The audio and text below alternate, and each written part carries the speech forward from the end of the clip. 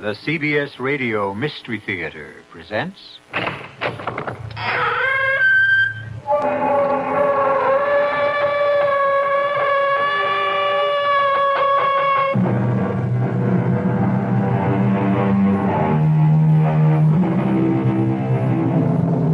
Come in. Welcome. I'm E.G. Marshall. Ancient civilizations are remembered for a variety of reasons. Egypt for her pyramids, the grandeur that was Rome, the glory that was Greece. But how about our own civilization? Sometimes in my darker moments, I wonder if perhaps ours won't be remembered as the creators of the sleeping pill, the little pellets that have brought surcease from care to so many, and, unfortunately, death to so many others.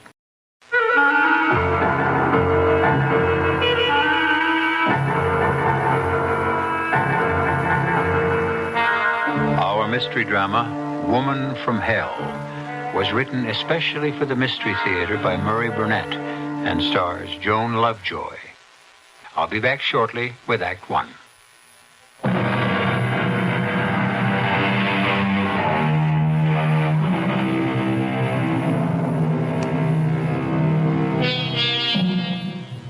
Suicides always rate a few lines of newsprint. But every newspaper headlined the shocking and totally unexpected death of the legendary superstar Jennifer Grinnell from an overdose of sleeping pills. The question on everyone's mind was, had this fantastic woman taken her own life? In Los Angeles, the medical examiner's office was off limits to reporters seeking the answer. One man, however, had been admitted, given a report, and now he walks slowly down the long corridor out of the building and into the bright California sunshine. Mr. Ducot! Mr. Ducot! I have nothing to add to what I've already said. No, you've got me wrong. I'm not a reporter. Here's my card. Durrell Jones, private investigator. I have no need for a private detective. But I need you. You see, someone's hired me to look into this death.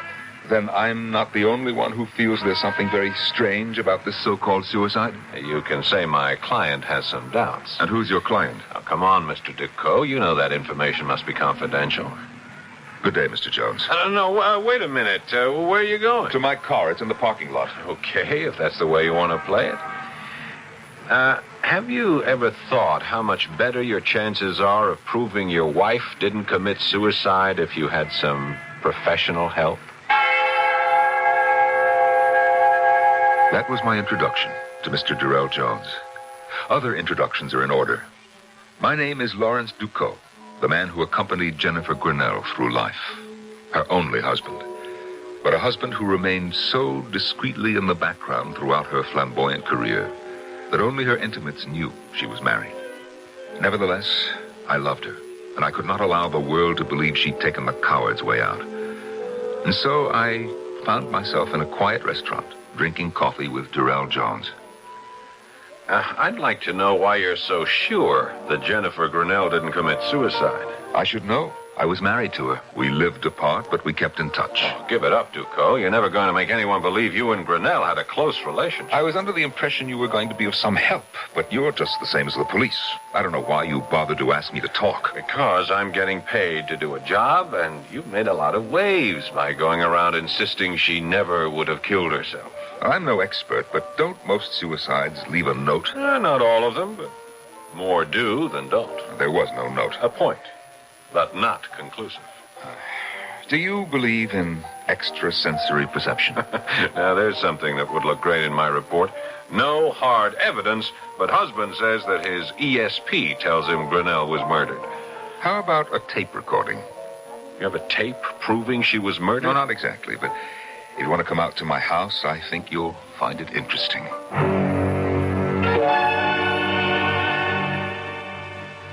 Okay, where's the tape? Let me explain. I can't afford servants, so I had this telephone answering tape installed. And since Jenny and I spoke frequently, I've kept a tape recording of every phone call. Very clear. 10 days ago, I called her. Here's the call. Here are her words.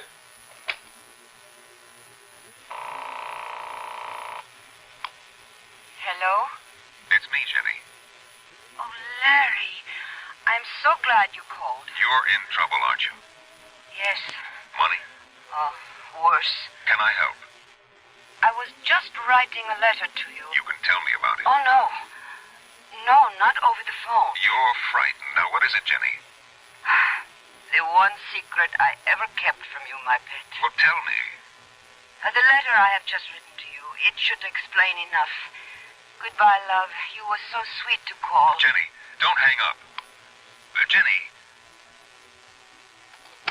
Now that you've heard that conversation, what do you think? I can understand why the police weren't interested. You don't believe that she was frightened? Sure. But of what? She didn't mention anything specific. If the police and the medical examiner say that Grinnell killed herself, I'm not about to argue with them. Well, then, why did you take the case? That's the way I earn my living. A client asks me to look into something, I look into it. That's why I'm here. But I'm not on anybody's side, and I don't like to make myself look like a fool, especially in front of the cops. I see. Now, she said something about a letter she was writing. Did you ever get it? No, she must have had second thoughts after she talked to me. I never received the letter. It was a lie. I had received the letter, but I thought that it would have been useless to show him. His mind seemed to be made up, and so was mine. Jenny had said one secret she never told me.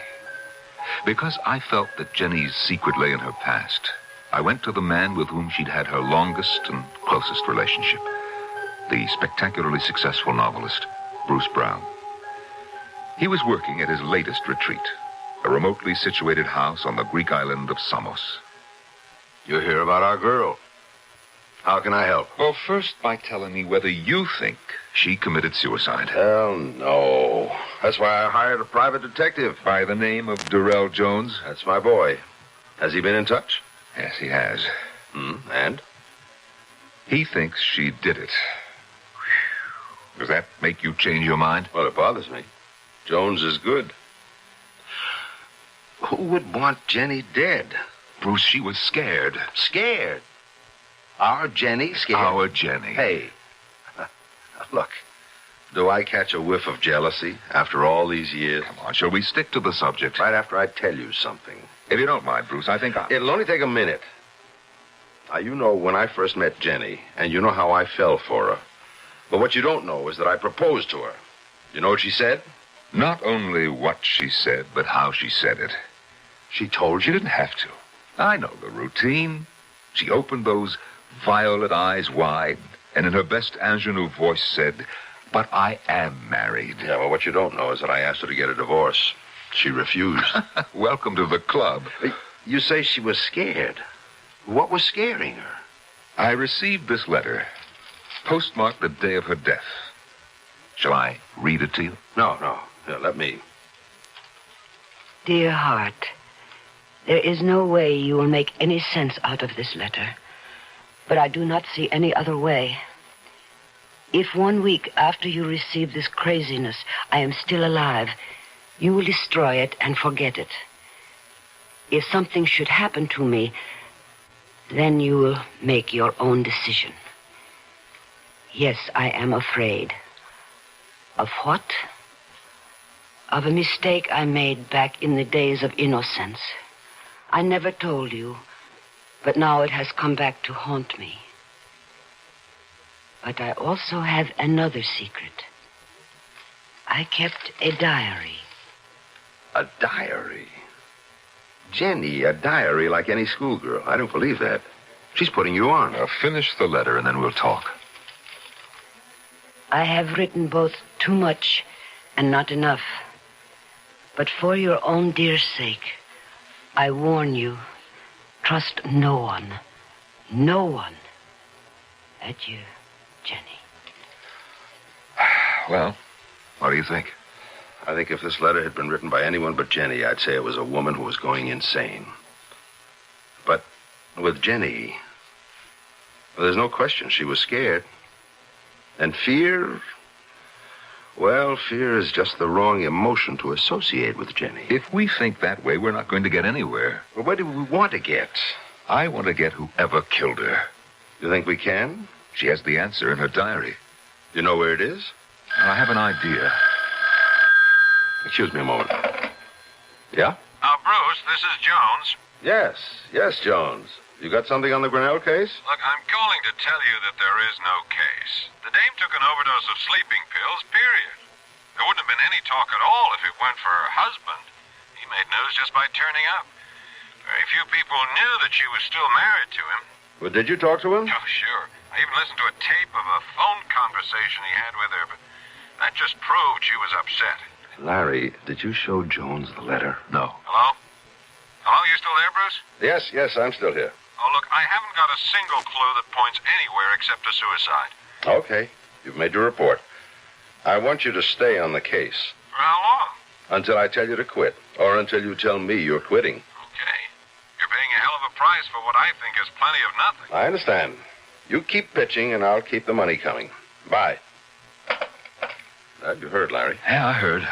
He's convinced it's suicide. I'm glad you didn't tell him about Jenny's note. I didn't because you didn't, and come to think of it, why didn't you? Because Jenny specifically wrote for me not to trust anyone. But you've already disregarded that bit of advice by telling me. What Bruce Brown said was true. But I hadn't told him everything.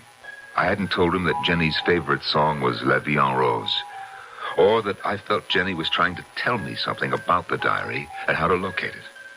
That's why I stood on the cobblestones outside Rene Pergamo's florist shop on the Rue Clichy just 2 days after I talked with Brown. Rene's window, with its usual bounteous and beautiful display, brought back memories. And as I stood there, Rene himself came rushing out. Monsieur Ducot, monsieur, may I express my condolences and shock at this sad news. When I heard, I could not believe. I know, Rene, thank you. Come inside. You're most welcome, mon ami, and expected. Expected? But of course.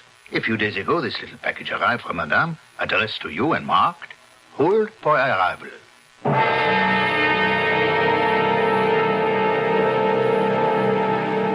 There are people who have actually died from fright. Medical testimony bears that out. The question in our tale seems to be, can fear actually drive a person to take his own life? A logical answer would be, some people. But would a woman like Jennifer Grinnell be driven to this act of desperation? We'll be back with the answer.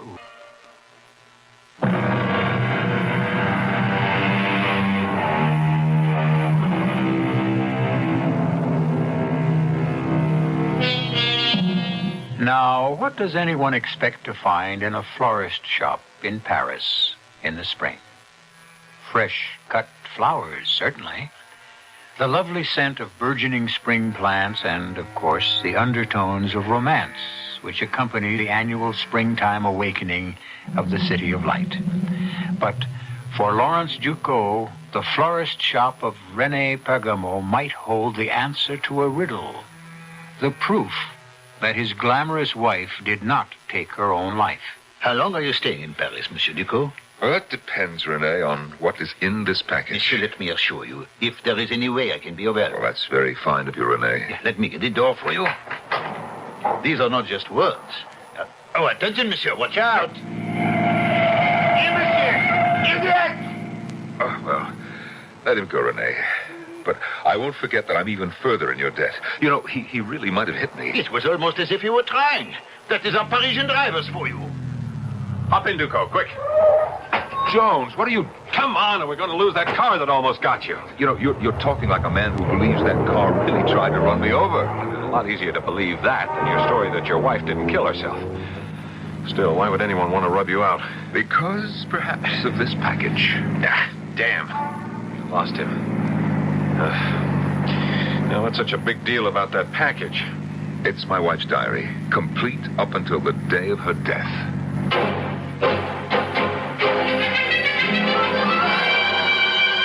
Do you intend to follow me wherever I go from now on? I think you need protection, Ducot. Well, maybe, but I can't afford your fee. Don't let the fee worry you. I'm already being paid. Oh, room service, please. Is your client paying for this, too? Of course. Oh, yes, 2 special lunches, the filet of sole and a carafe of white wine to 731, Mr. Ducot's room. Thank you. If you've really got your hands on her diary, it might change a lot of things, but somehow I never thought of Grinnell as the type who'd keep a diary. Yeah, well, for once we're in agreement, but... here it is. Do you recognize her writing? I'll take your word for it. But before you start to read it, think. No one, not even you, suspected she kept a diary. Maybe there are some things she didn't want anyone, I mean anyone, to know. Jones, you're a fool. I was married to Jennifer Grinnell for 23 years, and I knew her a lot better than anyone guessed.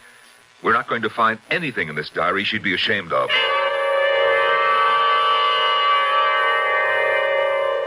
The years fell away, and memories came flooding back as I read the entries and found myself again under the spell she'd always cast for me. I could see her sitting in the small, cramped flat we'd had in Paris right after our marriage. I could smell her perfume and hear her as she wrote in the diary I never suspected she kept. And such foolishness today. Mutsi, my agent who adores me, has made an appointment for me with Anton Krasuski for the lead in Woman from Hell. I told Larry thinking we would laugh, but he thinks I should go. I told him I would, but I refused to make a fool of myself. Jenny, are you home? Larry! I will give you only one guess what we have for dinner. Did you go to But see... a small clue. It is heaven. Well, what about Krasuski? Did you like him? What did he say? Oh, he said I was a fat cow who would be fine as a milkmaid, but to play the lead in a picture as big as Woman from Hell... Oh, you're lying. Of course. I did not go. It would have only been a great waste of time. Yes? May I speak with Jennifer Grinnell? Who's calling? Who is it? Krasuski. Your waste of time, Anton Krasuski. Now, young lady, you will tell me why you failed to keep an appointment with Anton Krasuski yesterday. May I have a light, please? Do you want the part? Are you offering it to me? Here is your light. The part can be yours, depending Depending? on how much you really want it. Why do you choose me, an unknown actress dreaming of a career, for the lead in the most important film of the year? Because I have seen your nightclub act. Because your insolence and your beauty are perfect for the part. Well, pardon me for being slow, but I thought there were other considerations. Only one. Join the Walpurgis Club. The Walpurgis Club. And what is that? A club of witches? Exactly. It was a desolate house in the country, lit only by firelight and candles with weird music, and people drunk, not with liquor, but with some kind of frenzied belief in the magical power of the devil. As Krasuski took me through the various rooms, he watched, and then asked perceptively, You find this amusing? That disappoints you? Not at all. But I must warn you that this is literally playing with fire. With hellfire? A most exact description. And now I would like you to see the altar. The altar is impressive, but I was more impressed with the worshippers. They believed, and people who believe as deeply as they did can be dangerous. Krasuski was most cordial today when I again visited his office. It is my belief that you were born a witch. I only wish to reawaken your slumbering destiny, as I'm sure I can make the hidden fire in your eyes burst into flame with the proper caresses. No doubt. But just what plans do you have for me in the Walpurgis Club, if I should join? You will be a star, believe me. The club has helped me in my career, and I know we can help you. I will do as I always have, help myself. What I was asking was, what does the club expect of me? Only to recruit members. And suppose I should fail? You fail? Unthinkable. But we are not monsters. As long as you sign the membership papers and are bound by our rules, you will find us most agreeable. You know enough about me to know that I like to make my own rules. Not in this game, Sherry. Not in this game. Ever.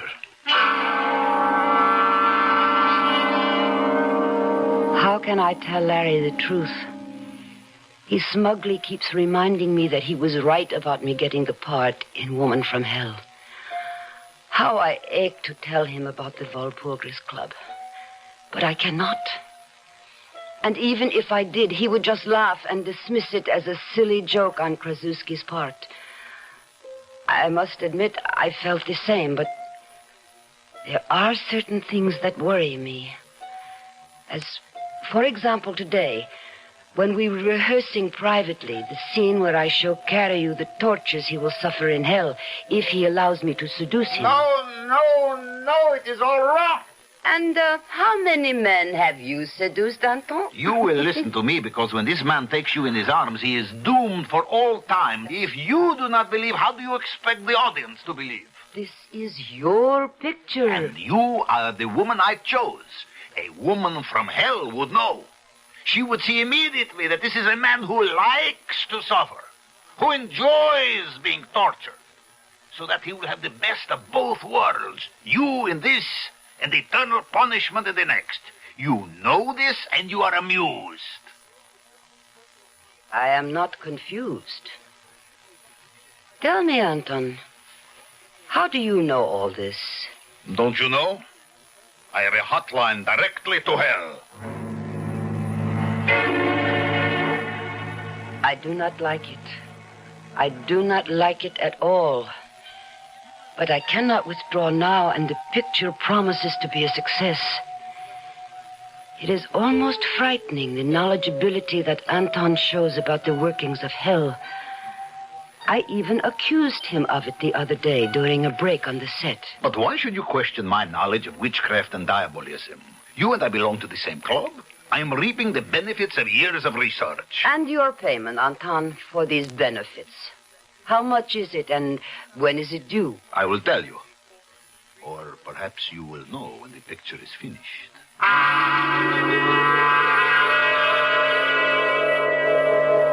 I loathe fidgety men, and Anton has become extraordinarily fidgety.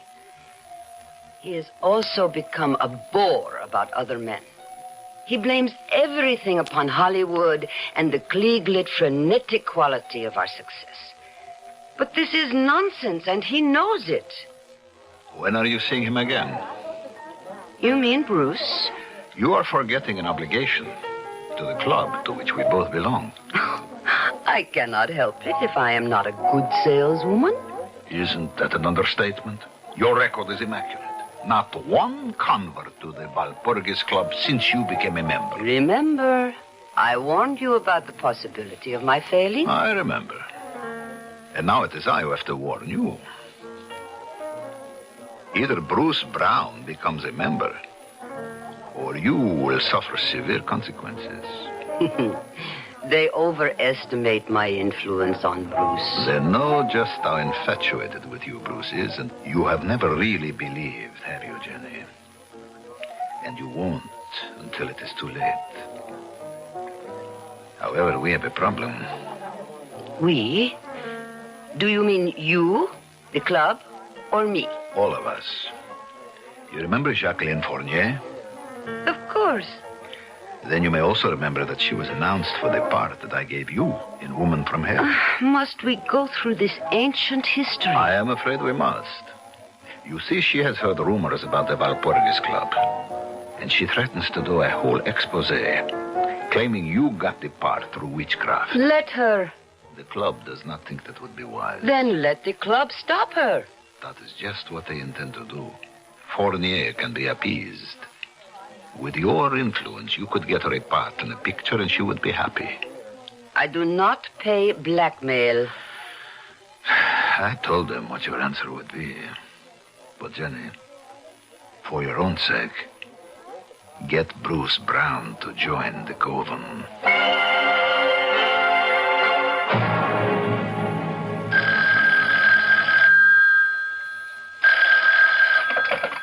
Hello?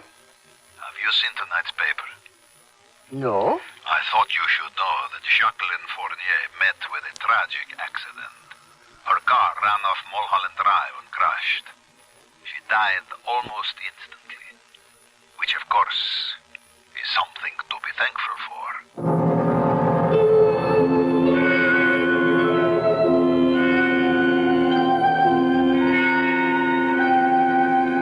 Accidents can happen anytime, anywhere. And today, everyone knows what you mean when you designate a person as accident-prone. On the other hand, would we be so willing to say someone was accident-prone if we knew that a coven of modern witches wanted that person dead? That knowledge bothered even the strong-minded Jennifer Grinnell. I'll be back shortly with Act 3.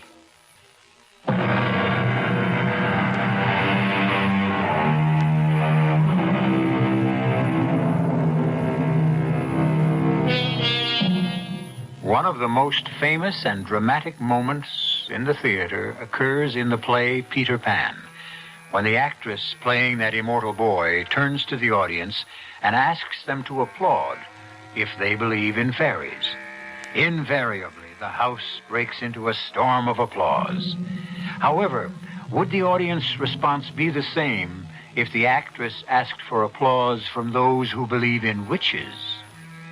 That was precisely the problem that faced Lawrence Duco as he tried to prove that his wife didn't commit suicide. Her diary asked him to believe in witchcraft. Now, if you want to waste some more time, we'll continue reading the diary, but my advice would be for you to burn it. Less than 2 hours ago, you were all enthused over the chances of finding the answer to Jenny's death. And now... You're not thinking, chum.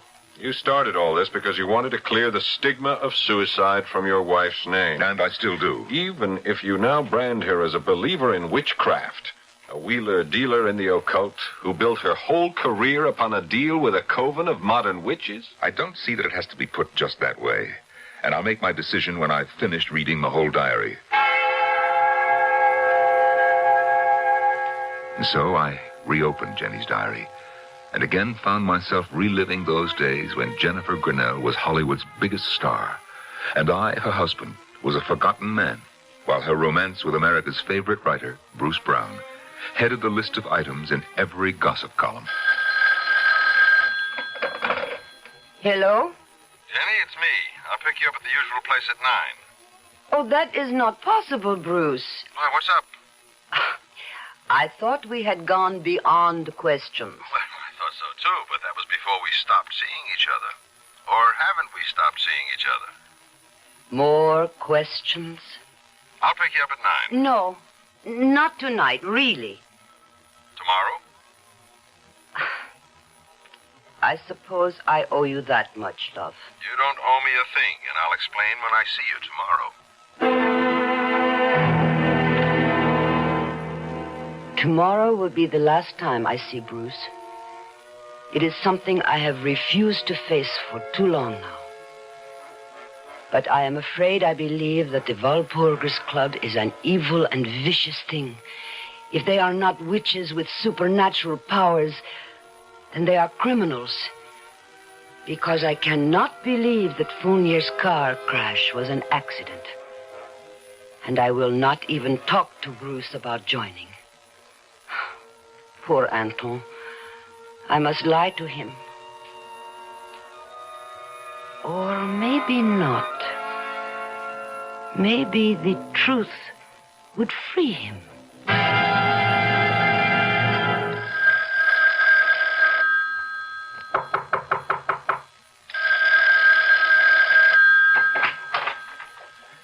Come in, Anton. Isn't that your phone I hear ringing? Yes? Why don't you answer it? You know me better than to question me, Anton. I do what I choose. If I do not want to answer the phone, I do not. Because you know very well that was Bruce Brown calling, and you did not want to talk to him. So? You have deliberately broken off your relationship with him. And if I have? If you have done something I have never known you to do since we met. You have broken your word. So I have. And it is about time you should find the courage to break yours also. Don't talk to me of courage. You could continue to see Bruce Brown and never bring up the question of his joining the club. But that way you might get into trouble if the club members are really witches and warlocks. So you take this coward's way out, and it ruins me. What can they do to you? For starters, they can take me off the picture. I will not allow them to do that. They have already done it. Will you answer the phone? What do they expect to gain by punishing you? First, discipline for the ranks. I was the one who recruited you, and that was an error. 2, they think perhaps out of a feeling for me, you will change your mind about trying to recruit Brown. Ridiculous. Yes, I know. But you will suffer too. Just wait until you see the new director. At this point, I closed the diary. Jones looked at me inquiringly. Had enough, Ducot? Now I understand what Anton Krasuski was trying to tell me. You went to see him. When? As soon as I heard he'd been taken off Jenny's picture and replaced by Luigi Forelli. You seem to be pretty buddy-buddy with a lot of your wife's lovers. We had a lot in common. Would you like to hear what happened when I went to see Krasuski? Well, I'm still on the case, and my report has to be written. Go ahead. Of course, you never knew Krasuski, so you wouldn't have noticed, as I did, the changes as I approached his house. It used to be crowded and well lit. And this night it was empty and almost deserted. I crossed the driveway, rapped on the door. Larry, come in. It is very nice of you to come and see me. What happened? Why did they take you off the picture? They said they wanted a director who would be less dazzled by Jenny. Well, that's nonsense. Jenny's the star. You did 2 great pictures with her. Nevertheless, they seem to be logical when they chose Forelli. Do you know any director who is less dazzled by Jenny than Forelli? He hates her. And she him. It almost seems as if someone wants to ruin Jenny and her career. And me, no? Here. Look inside my forearm. Wait till I roll up the sleeve. Now, tell me what you see. Are you sure you're all right? Tell me what you see. Well, a small scar. It's shaped like a horseshoe or a hoof. That's right. Now ask Jenny. Ask her to show you hers. And that's when I walked out on him. Did you ask Jenny about her scar? No, I never did. When she broke her leg and was taken off the picture, it completely slipped my mind. And then... Oh, well, you know what happened then. Oh, everybody does. Your girl couldn't get herself arrested in Hollywood. She was finished in pictures. You don't know what that meant. Look, Ducot, I am still interested in finding out what happened just before she died. And I think we ought to skip ahead in that diary and see if we can find out. Yes, you're right. Now, let's see. Sometimes she dated entries and other times not, so... Oh, yes. Here. This one's dated just a month ago. And here's what she says. It has happened. I suppose I should have known that someday it would happen. But I really thought I was finished with the Walpurgis Club. So many years had passed, and no word from them. And so it came as a surprise when I did hear, and in a way I never would have expected. My agent phoned and told me that Tyler Campbell wanted to see me. I'll confess, I felt some of the old excitement of meeting a talented motion picture director.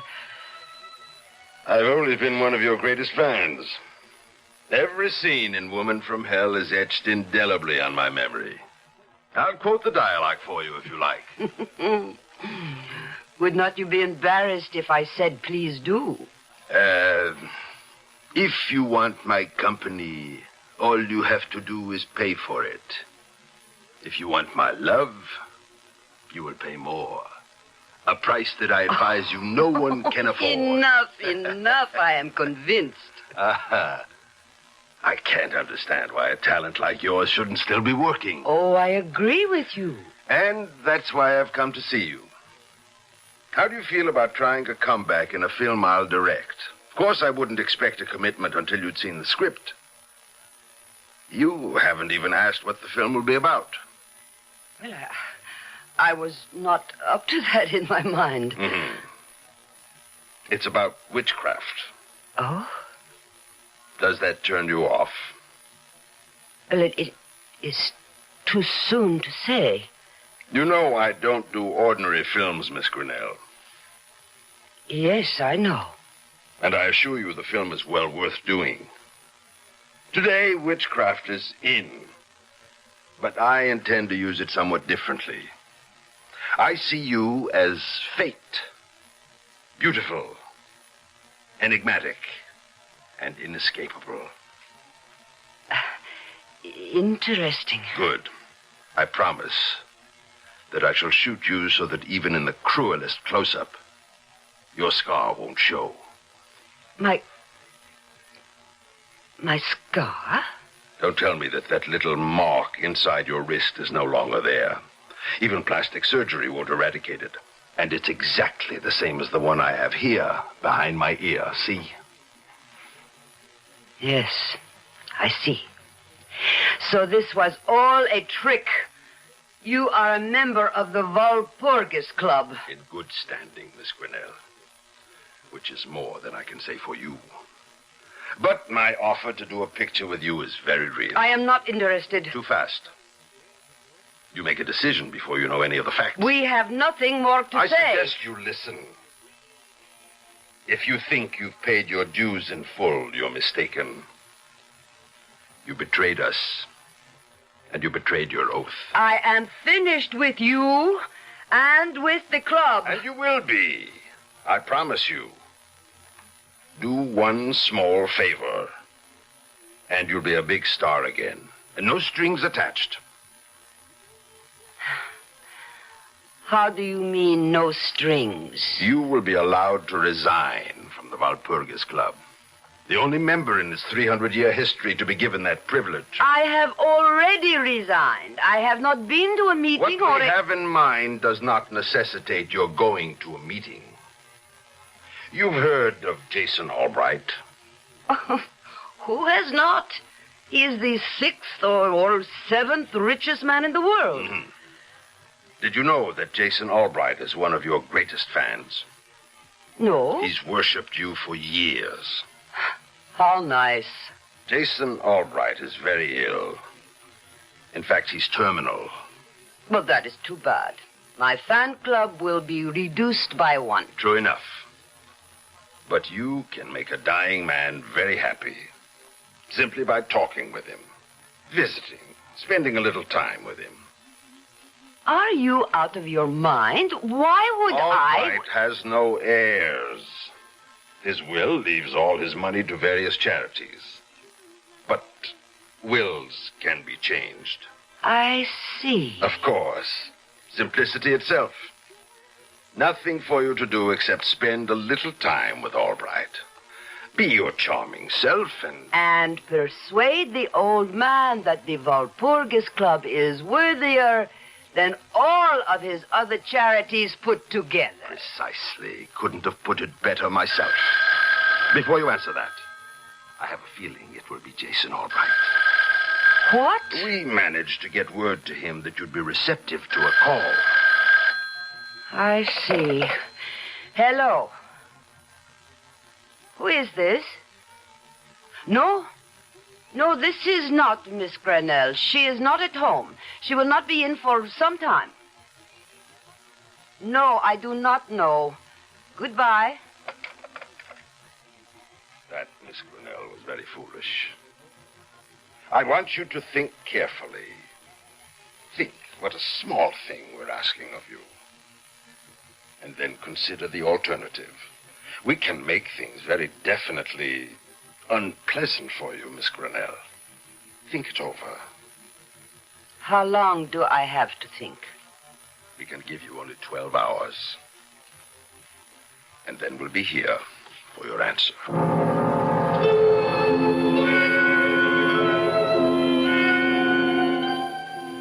What alternative do I have? I cannot go to the police, and I will not have anything to do with the club or its scheme. So, I turn to my diary and write. And I get an inspiration. I cannot go to the police, but I can hire a private detective to protect me without telling him why I am hiring him. And I remember I have heard of a good one. I will call him this minute. There, I feel better. I have called, and he is on his way. I hope he is intelligent. And that may be too much to ask. But his name is... Don't bother, Ducot. I know my name. You were the detective Jenny called. I'll take that diary now. If you look closely at my wrist, you'll see the mark that her diary described so well. And now, of course, you understand why the cause of her death must remain a suicide.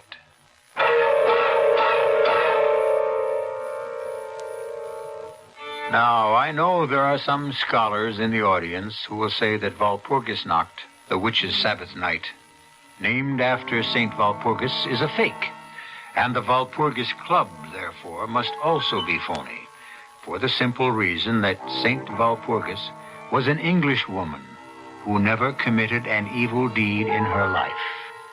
I'll be back shortly with some more thoughts on witches and witchcraft.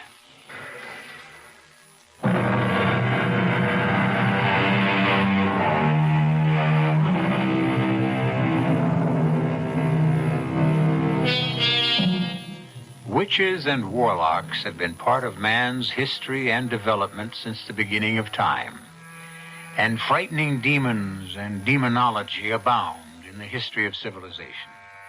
And also in man's progress, scientists for years have solemnly announced that there are no demons, no witches. Then why do these myths persist? I think perhaps because we need them. If they really don't exist, then we'll invent them to answer this need. It's something to think about till next time. Our cast included Joan Lovejoy, Norman Rose, Mandel Kramer, Paul Hecht, and Nat Poland. The entire production was under the direction of Hyman Brown. This is E.G. Marshall inviting you to return to our Mystery Theater for another adventure in the macabre. Until next time, pleasant dreams.